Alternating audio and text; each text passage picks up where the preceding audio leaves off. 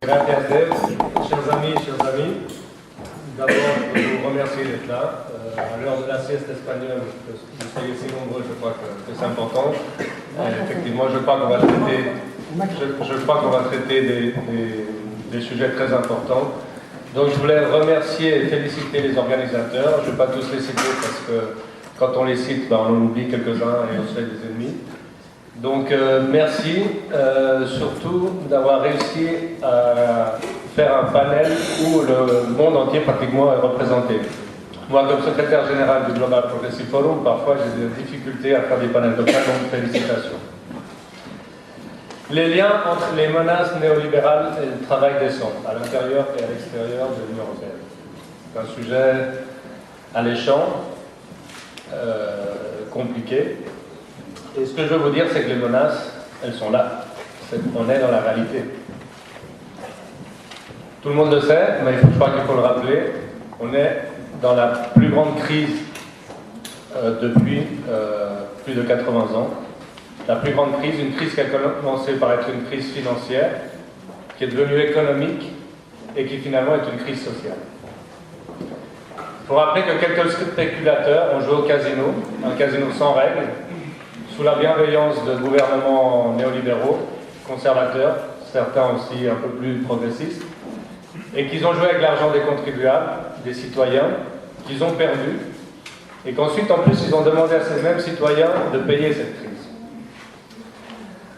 Et les citoyens l'ont payé de trois manières. La première, c'est qu'effectivement, à travers les caisses de l'État, on a dû renflouer les banques. Ensuite, nombreux d'entre eux, et c'est là que j'arrive au travail et au travail décent, ont perdu leur travail. Et en plus, ils ont perdu les prestations sociales parce que les gouvernements doivent combler leur déficit et donc réduire les prestations sociales.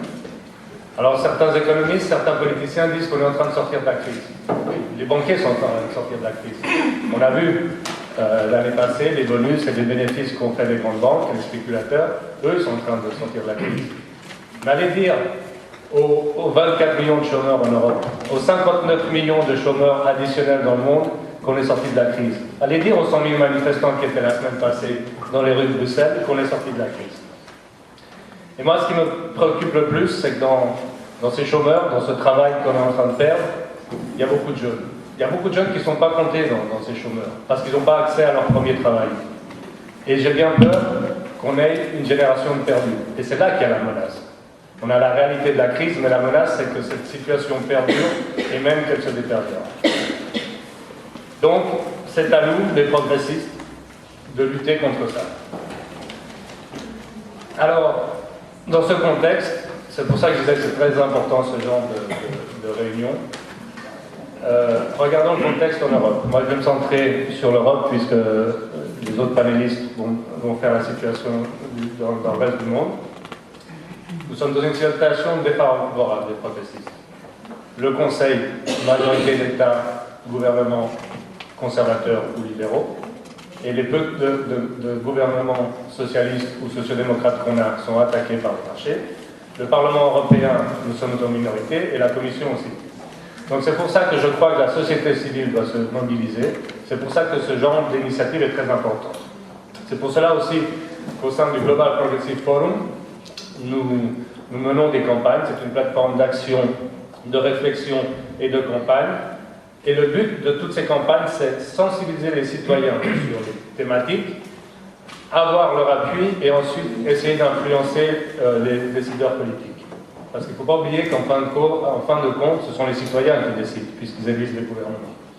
Donc nous avons une grande campagne sur la Financial Transaction Tax, mais ce n'est pas le sujet d'aujourd'hui, mais je vous invite à lire le petit feuillet que nous avons à l'extérieur. Nous avons fait une campagne avec Solidar, la Confédération internationale des syndicats, la Confédération européenne des syndicats sur le travail décent, en appuyant et en s'appuyant sur le travail qui est fait à l'OIT, notamment par le directeur général Juan Somavia. Et donc cette campagne se continue. Maintenant, pour en venir au commerce et le travail décent. Je crois qu'il faut rappeler que le commerce, ce n'est pas une activité exercée entre philanthropes. surtout quand ils s'asseyent à la table des négociations, les négociateurs essayent d'avoir le maximum pour eux, pénétrer les marchés et surtout qu'on ne pénètre pas leur marché. Alors quels sont les défis pour nous les progressistes? C'est mettre le travail décent au centre de cette table de négociation.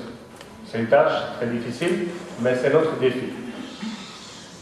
Il ne faut pas oublier que derrière les biens et les services, il y a des personnes. Et si on arrive à faire rentrer dans la mentalité des négociateurs qu'il faut surtout penser aux gens et qu'ils ont droit à un travail décent, on aura gagné la bataille. On n'en est pas encore là, mais je crois que c'est notre défi.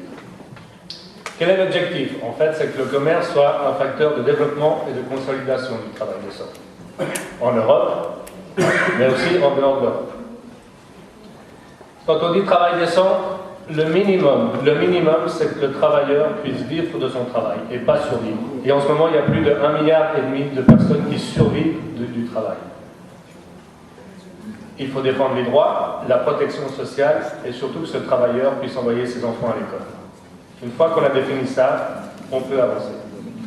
Il faut aussi éviter que les négociateurs utilisent le travail décent dans les clauses des accords pour se protéger, pour le protectionnisme. Il faut tirer la spirale vers le haut. Et en temps de crise, ce n'est pas facile. Si vous me permettez, je vais d'abord faire le tableau au niveau de l'OMC. Les progressistes, et notamment au Parlement européen, nous sommes favorables au système multilatéral. Pourquoi? Parce que dans les systèmes bilatéraux, c'est toujours le plus grand qui a plus de chances d'imposer ses vues. Et donc, je pense que dans un système multilatéral, c'est plus facile que chacun puisse trouver ses intérêts. Nous sommes presque 10 ans après le début de la Doha Round, du cycle de Doha, qui, je rappelle, est un cycle pour le développement. Il est complètement bloqué. Je crois que la seule personne qui croit à son avancement et sa conclusion, c'est le directeur, c'est Pascal Lamy. Je l'ai entendu il y a 15 jours à Genève, et depuis 10 ans que je le connais, ça fait 10 ans qu'il me dit que dans 2 mois, on va conclure le cycle, mais bon. Je ne vais pas entrer dans les détails, mais bon, les États-Unis, je crois qu'ils ont un grand rôle à jouer là-dedans. Et au G20, je n'ai pas vu vraiment la volonté qu'on arrive à la fin de ce Doha Round. Mais je pense qu'il faut y arriver. Dans ce système multilatéral de commerce, pour inclure le travail décent, il est évident que l'OIT a son rôle prioritaire. Il faut renforcer le rôle qu'a l'OIT en relation avec l'OMC. Attention, l'OMC ne peut pas devenir l'agence du travail, de l'environnement, de la propriété intellectuelle. Moi, je pense que l'OMC doit rester ce qu'elle est, mais qu'elle doit se nourrir et avoir des relations privilégiées avec l'OIT, avec l'OMPI. Et je pense que le duo Lamy-Somavia permettra d'avancer. J'ai participé il y a 15 jours au forum public de l'OMC, et c'est des petits pas. C'est vrai qu'il y avait beaucoup de gens qui parlaient, mais je pense que peu à peu, c'est comme ça, en faisant rentrer dans les mentalités le travail décent qu'on pourra avancer.